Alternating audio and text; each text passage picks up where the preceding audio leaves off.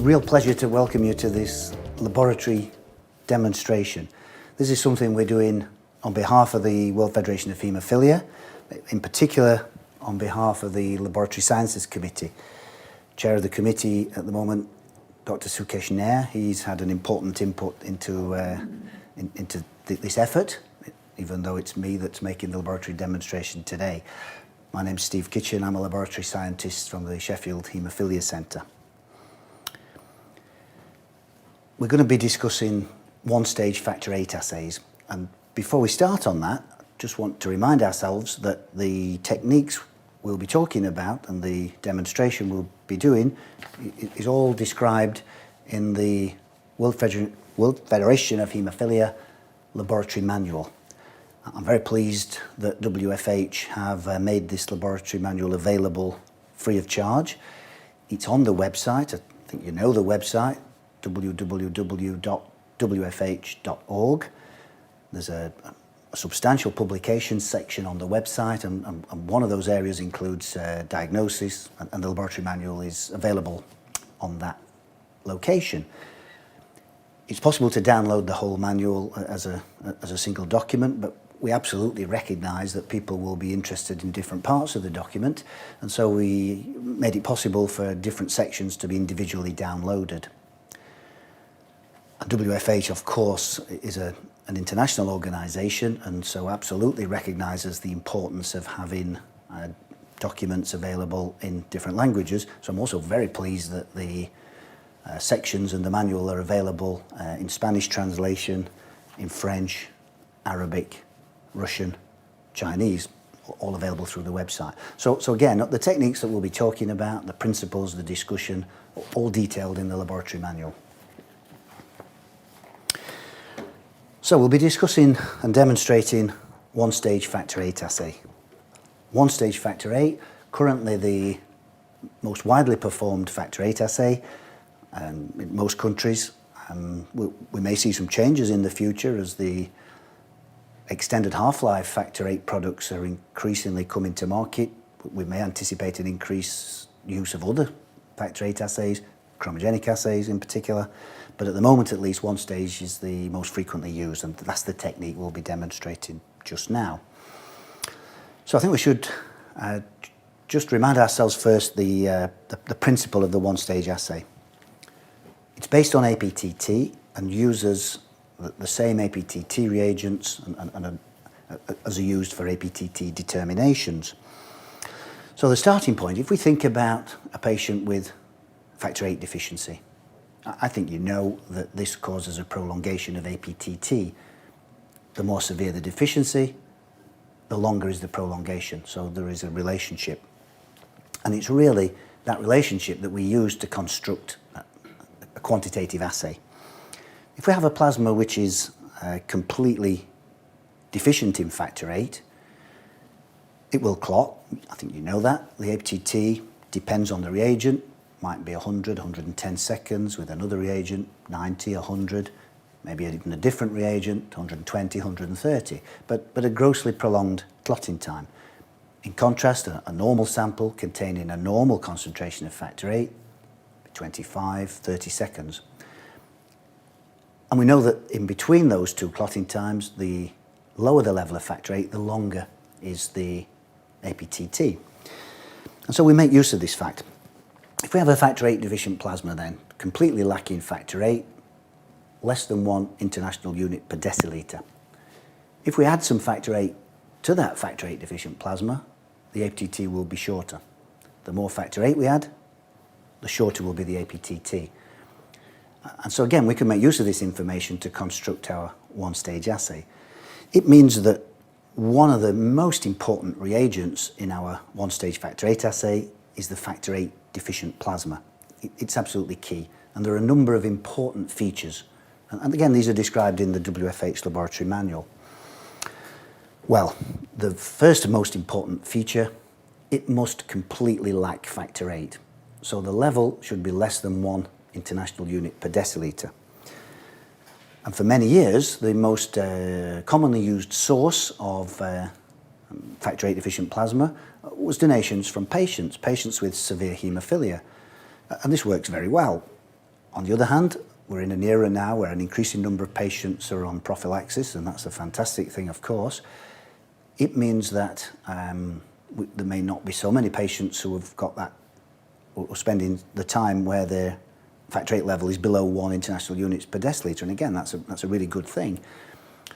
We've also got ethical issues about using patient material, and of course there are also implications in relation to transfusion-linked viruses. So for many years now, the vast majority of factor VIII deficient plasmas have been prepared, started with pooled normal plasma, from which factor VIII is specifically removed. Can be done chemically, most often using antibodies, immunodepletion. This is currently the most frequent source. And what we should keep in mind is that sometimes in that process of removing factor VIII, that's the target, sometimes at the same time as an unwanted side effect, von Willebrand factor is also removed. So there are two types of factor VIII deficient plasma, those which are in addition lacking von Willebrand factor, and those which contain essentially normal concentrations of VWF. And I think there are some implications of that, particularly in relation to inhibitor assays, and that's something we're not discussing just now. That's a story for another day. In relation to diagnostic factor VIII assays or treatment monitoring, actually for the vast majority of samples, the results which we obtain, normal subjects, mild haemophilia, moderate, severe haemophilia, von Willebrand's disease, the majority of samples, actually we obtain very similar results irrespective of the level of VWF in the factor VIII deficient plasma which is being used. We know this from data in our proficiency testing surveys. Nevertheless, it's important to keep this in mind. The second important feature of our factor VIII deficient plasma, it should contain normal concentrations of all the other clotting factors. So factor VIII deficient plasma we're now discussing, no factor VIII, but should contain normal concentrations of the other clotting factors, those factors relevant to APTT. Remember, the test is based on APTT. So it needs to have normal concentrations of contact factors, 12, 11, and so on, factor 9, factor 10, factor 5, prothrombin, fibrinogen. These should be at normal levels. The absolute concentration is not so important as long as it's at least 50 international units per deciliter or a normal concentration of fibrinogen above, say, 1.5 to 2 grams per litre. And this is normally the case for the majority of commercial factor VIII deficient plasmas which is available.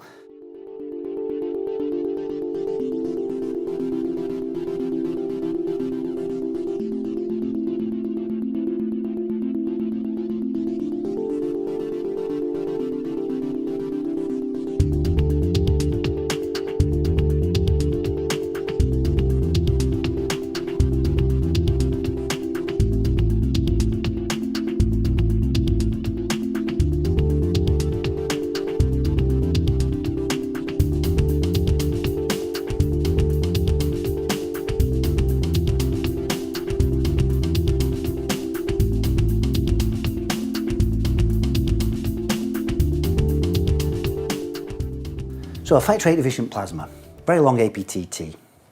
We want to add to it a series of different concentrations of factor VIII, and we're asking the question, what's the effect on the APTT on this factor VIII deficient plasma? The more factor VIII we add, the shorter is the APTT.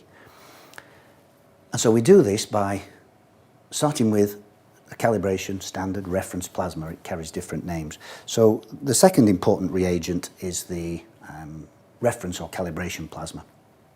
Usually a pooled normal plasma, often freeze-dried, and that's fine.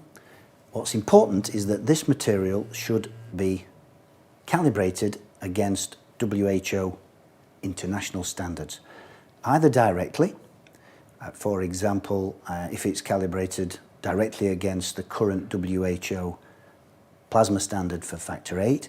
More frequently it's done through an intermediary, and that's fine.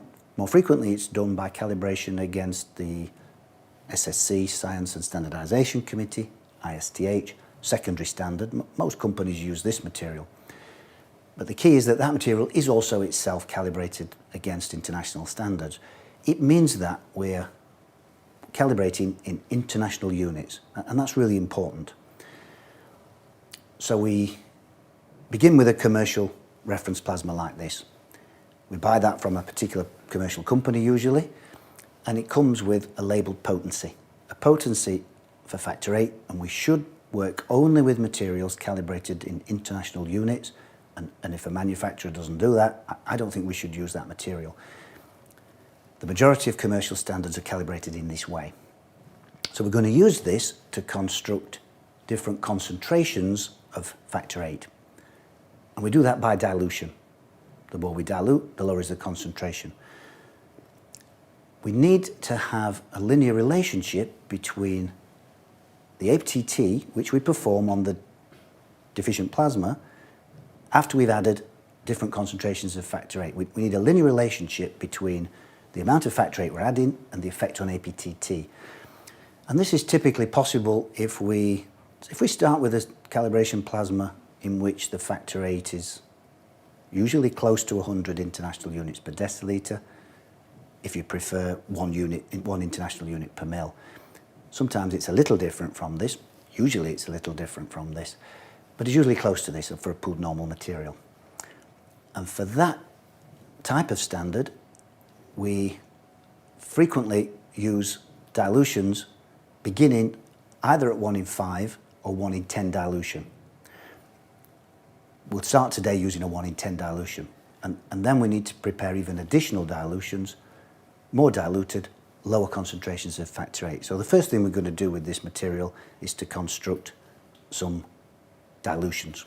There are a number of studies which have looked at the use of different diluents to construct those dilutions and the calibration curve, different diluents.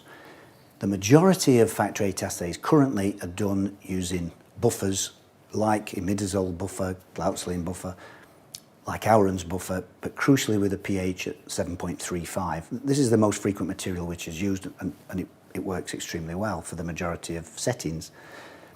There are some studies which have looked at the use of factor VIII deficient plasma even to construct those dilutions. Of course, that's got cost implications, and it may be particularly useful to do so if we're performing assays where the factor VIII level is particularly low. There is some evidence for that. At the moment, the majority of centres from surveys of practice are making all the dilutions in a buffer, and we'll be doing that today. We'll be using an Auron's buffer, pH 7.35. The tubes which we use, the receptacles we use to make these dilutions is important. We should use plastic tubes which we know will not interfere in clotting in relation to contact activation and so on. And so we've got some plastic tubes to do this here. These are ones which we've used before in this assay. So this is a commercial reference plasma, and it has a labelled potency. The manufacturer assigns the potency against a WHO standard, sometimes against an intermediate, a secondary standard, which itself is calibrated back to the WHO standard. And that's really important. It means that the reference plasma has a value, a potency, described in international units per deciliter, usually close to 100, or if you prefer, 1 international unit per mil. What I think is really important is that we don't slip into the usage of the old terminology, percentage, and the reason for that is because the percentage system relates a test sample to pooled normal plasma, which has not been calibrated. And it's what we've noticed in a number of studies and publications.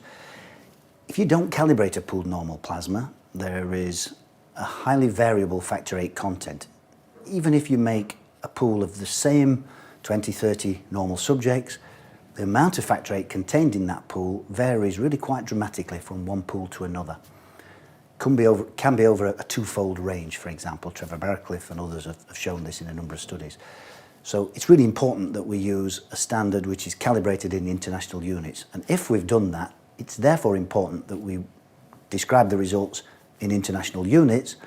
Otherwise, a person might assume that the test has been done really in percentage against pooled normal plasma, and that's not the case if the standard is calibrated in international units. So I think it's important not to be lazy in the terminology.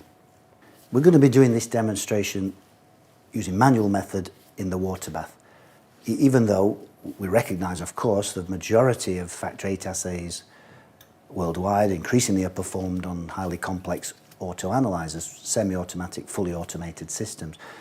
But I think it's important to keep in mind the principles of the test, and that's much more easily visualised and I think discussed using manual technique. I think it helps people to understand the problems, the issues, the limitations, if we can actually remind ourselves which components are working in which way, and that's much easier in the manual method.